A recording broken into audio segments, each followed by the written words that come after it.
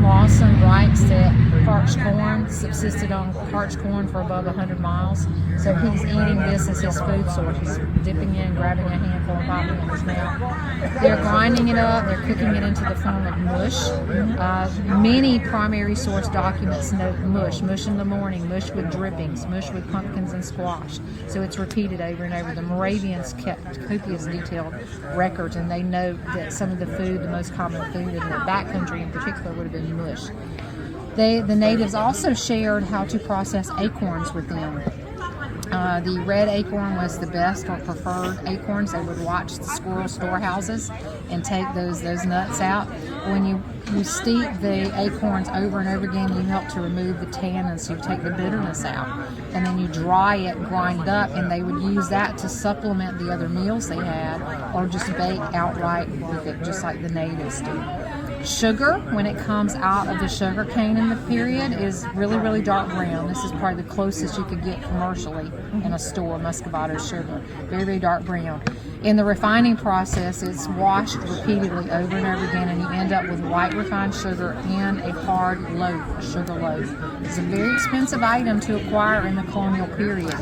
If you didn't have the funds to purchase the whole loaf, your apothecary or your merchant that you were purchasing your sugar from would take nippers, and he would nip you off lumps, and that's what you would purchase. But you should note they didn't use a lot of sugar in their cooking. They used other things just because it was very, very expensive. Now, as far as teas go, gunpowder tea was the favored tea. It was one of the most popular. It gets its name because it resembles gunpowder. The green leaves are picked, rolled into balls, and they dry and form that. But now we want to be patriotic. Benjamin Franklin encourages us to use the herbs that we're growing in our own gardens so that we are not paying that tax. So we want to look at our thyme and our peppermint and our spearmint and our bee balm and things like that, and lavenders, and make our own teas so that we are being very, very patriotic.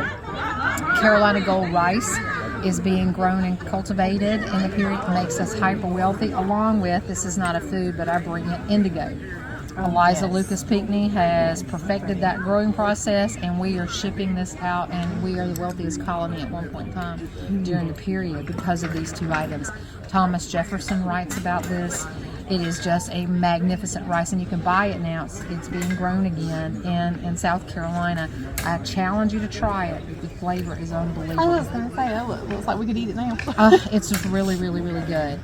Now, another thing you might do in the period, if you want to whisk up some eggs or a batter, you put your birch twigs together and you've got your little whisk to do that. Yeah, they washed them. I mean, think about how bamboo is used over and over again in wood. So they would have washed it until it, got where it couldn't be used anymore, it frayed. Then to spread melted butter or icing, you would take a feather, a turkey feather or something, and that's what you would do to spread that. Now, this is called a slice. Just very simple, S-L-I-C-E, slice. Why we changed it to spatula, I am not sure, but in the 18th century, you would ask for a slice to move the cookies or things around on it. And let's see, I think I got the frankincense, you got the chocolate. Did you have any questions, or is that book still in print?